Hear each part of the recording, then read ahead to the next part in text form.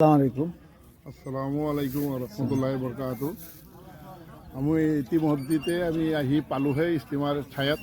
ইস্তেমা এইটো কোনটো ঠাইত হৈ আছে এইটো বৰ্তমান ইস্তেমা? এতিয়া এইটো হৈ আছে আপোনাৰ আলিখিঙ্গা বুলি কয় আৰু জয়নগৰ। কোন ডিষ্ট্ৰিক্ট এইটো? এইটো শোণিতপুৰ ডিষ্ট্ৰিক্ট। আচ্ছা, ঢেকিয়াজুলি টাউনৰ পৰা কিমান দূৰ এইটো? 3 পৰা 4 কিলোমিটাৰ হ'ব লাগে, মানে মেইন ৰোডটো। আৰু ভিতৰত আপোনাৰ হ'ব 2 পৰা 2.5 কিলোমিটাৰ হ'ব। আচ্ছা, ভিতৰত ইস্তেমাটো কেতিয়া হ'ব? ষ্টিমাৰটো আৰম্ভ হ'ব 14, 15, 16 ফেব্ৰুৱাৰী মাহত। আচ্ছা, আৰু এতিয়া ইস্তেমাৰ কাম সম্পৰ্কে কচোন, কাম কিমান চলি আছে? কাম বহুত জোৰৰ সোৰত চলি আছে, বহুত ধুনীয়া চলি আছে।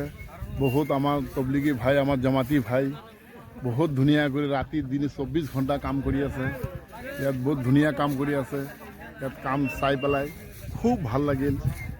আৰু হোক ইনশাআল্লাহ, কামটো পৰিবদ্ধভাৱে কৰি তোলাটো ইনশাআল্লাহ এইটো আমাৰ জৰুৰী। এই কামটো আমি আহি ইয়াত কৰা আমাৰ জৰুৰী। আমি সময় দিব পৰা নাই এই কামটোৰ কাৰণে। ইনশাআল্লাহ আল্লাহ তৌফিক দিয়ক, যে কামটোত আমি আগবঢ়াই কিনে আহোঁ, কৰোঁ আমি চবেই হাতে। আচ্ছা, যিসকল ব্যক্তি অসমৰ বিভিন্ন স্থানৰ পৰা চাই আছে আৰু তেওঁলোকে মানে আহি কামত লাগিব বিচাৰিছে, তেওঁলোকক কি ক'ব? আপুনি কি ক'ব, কেতিয়া আহিব তেওঁলোক? সিহঁতক আমি অনুৰোধ কৰোঁ যে সিহঁতে অতি সোনকালে আহি যে এই আমাৰ ইস্তেমাৰ কামটোত আহি যে সংযোগ কৰে, সিহঁতে আহি যে আমাৰ লগত চবেই মিলি জুলি কামটো যে আমি তুলি উঠাওঁ। ইয়াত মানুহ কিমান গোট খোৱাৰ কথা আপুনি কেনেকৈ ভাবে? কিমান মানুহ? এইটো 15 পৰা 20 লাখ হ'ব লাগে মানুহ। জমাতৰ সংখ্যা? জমাত শোণিতপুৰ ডিষ্ট্ৰিক্টৰ 4 মাহৰ জমাত 500 জমাত দিছে আমাৰ ডাঙৰে। আমাৰ ওপৰৰ পৰা নিজামুদ্দিনৰ পৰা দিছে 4 মাহৰ জমাত 500 জমাত ওলাব দিছে।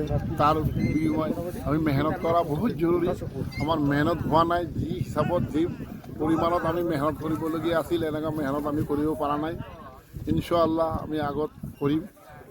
আচ্ছা, এইটো যে ইস্তেমা আৰু আমাৰ ধৰ্মীয় সভা, তাৰ মাজত কিবা ডিফাৰেঞ্চ আছে? কিবা আপোনাৰ ফৰত বহুত ডিফাৰেঞ্চ আছে। কওকচোন। ইস্তিমা এইটো বহুত ডাঙৰ। ইস্তিমাটো হ'ল যে আপোনাৰ এইটো এনেকুৱা কৰি দিছে, এইটো আপোনাৰ যেতিয়া ধৰ্মীয় সভা হয় যেনেকৈ তাৰ ভিতৰত বহুত বিশৃংখলা হয়, মাইকী মানুহ যাই পিনে বজাৰত সোমোৱাই যায়। এইটো ইস্তিমা আমলত ইয়াত কোনো মাইকী মানুহৰ, কোনো ছোৱালী মানুহৰ কোনো হেৰি নাই। ইয়াত আমল হ'ল আমাৰ তবলিগীৰ জমাতৰ। এইটো আমি এটা ইমান সৌভাগ্য পাইছোঁ, আমি নৰ্থ ইষ্টত পাইছোঁ। আমি শোণিতপুৰ ডিষ্ট্ৰিক্টত আমাৰ ইস্তিমা হোৱা নাই, যিহেতু আমি পাইছোঁ, এইটো আমি বহুত গৌৰৱ কৰোঁ। সেইকাৰণে ইয়াত মানে মহিলাসকল আহিব নোৱাৰিব। ইয়াত মহিলাৰ কোনো এলাউড নাই, নট এলাউড আছে। খালি পুৰুষসকল আহিব পাৰিব। আচ্ছা আচ্ছা, গতিকে কাম এতিয়া চলি আছে। কাম এতিয়া যে কৰি আছে, কোন কোন ঠাইৰ পৰা মানুহ আহি আছে? মানুহ বিভিন্ন ঠাইৰ পৰা আহি আছে। নগাঁৱৰ পৰা ইতিমধ্যে মানুহ আমি পাইছোঁহে, আৰু বৰঝাৰৰ পৰা আহিছে, আপোনাৰ বাজবেৰাৰ পৰা, তেজপুৰ মাৰ্কেটৰ পৰা আহিছে, বিশ্বনাথ চাৰিআলিৰ পৰা আহিছে। আচ্ছা, ঠিক আছে। তেওঁলোকে যে কাম কৰি আছে পেনেল, তেওঁলোকে কিমান হাজিৰা দিয়ে আপোনালোকে? ইয়াত কোনো হাজিৰাৰ উল্লেখ নাই। ইয়াত দিনৰ কামৰ কাৰণে কৰি আছে, আল্লাহৰ কাৰণে কৰি, আল্লাহক ৰাজি খুচিৰ কাৰণে কাম কৰি আছে। ইয়াত কোনো হেৰি নাই। ৰাতি দিন 24 ঘণ্টা কাম চলি আছে। হাজিৰা নিদিয়ে? হাজিৰা কোনো নলয় ইয়াত। দিয়া বুলি কথা নহয়, হাজিৰাৰ কোনো উল্লেখেই নাই ইয়াত। তেওঁলোকে খোৱা বোৱাৰ কথা? খোৱা বোৱাৰ কথা নিজে নিজে গাড়ী লৈ আহিছে, নিজে নিজে ৰান্ধি আছে, নিজে নিজে হেৰি কৰি আছে, নিজে নিজে চব কৰি আছে। এই আপোনালোকে চাব পাৰে, এইটো দৃশ্য, সামূহিক দৃশ্য। আৰু ইস্তেমাৰ কাম জোৰে চোৰে চলি আছে।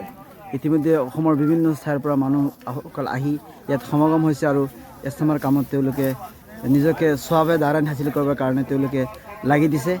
আৰু অহা 13, 14, 15 ফেব্ৰুৱাৰী তেওঁলোকে ইনশাআল্লাহ ইস্তেমা অনুষ্ঠিত হ'ব। আপোনালোকে আহক, আহি লগ ভাগ দিয়ক আৰু কামত ইনশাআল্লাহ কৰাৰ চেষ্টা কৰক। ইনশাআল্লাহ।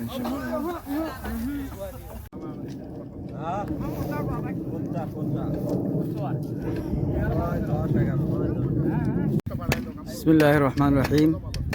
একমাত্ৰ আল্লাহৰ খাতিৰত, আল্লাহৰ দিনৰ প্ৰচাৰৰ নিমিত্তে ইয়াত আহি সমবেত হৈছে বিভিন্ন ঠাইৰ বিভিন্ন ধৰ্মপ্ৰেমিক লোকসকল।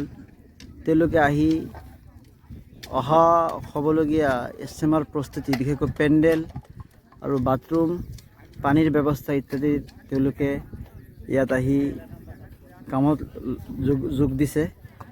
আৰু তেওঁলোকৰ এটাই মকসদ, স্বাৱে দাৰাইন। তাত কোনো পইচা পাতি, দুনিয়াৰ নাম যশস্যৰ কোনো কথা নাহে।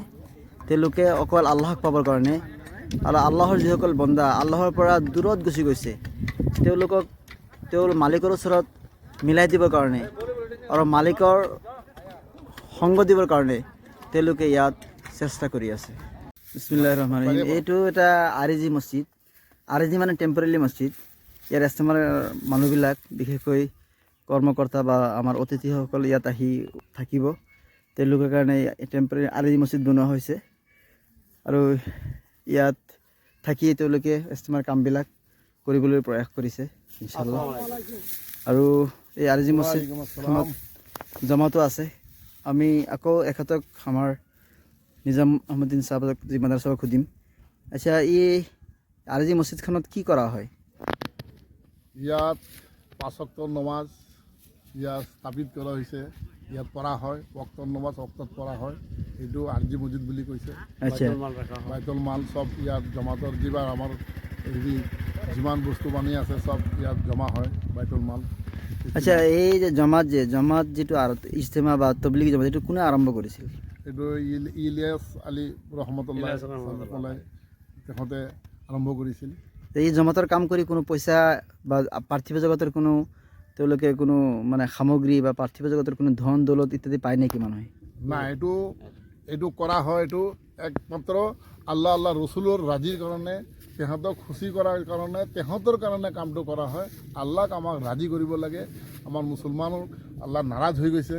সাৰা দুনিয়া ভৰৰ বদনাম হৈছে, মুছলমানৰ বদনাম দুনিয়া ভৰে কৰি আছে। কি আজি আমি দিনত নাই, আজি ইমান আৰু আমাল আৰু দিনৰ পৰা আমি আঁতৰি গৈছোঁ।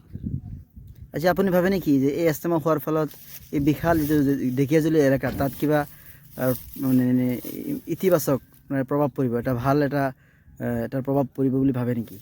ইয়াত নিশ্চয় পৰিব।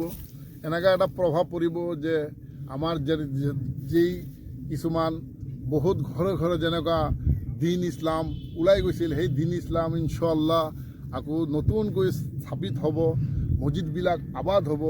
আমাৰ সৰু সৰু ল'ৰা ছোৱালীবিলাক জেনেৰেশ্যনবিলাক যে উঠি আছে, এই ইস্তিমাৰ দ্বাৰা সিহঁতে কি হ'ব, উঠি তুলি হ'ব। ইনশাআল্লাহ, শুক্ৰিয়া।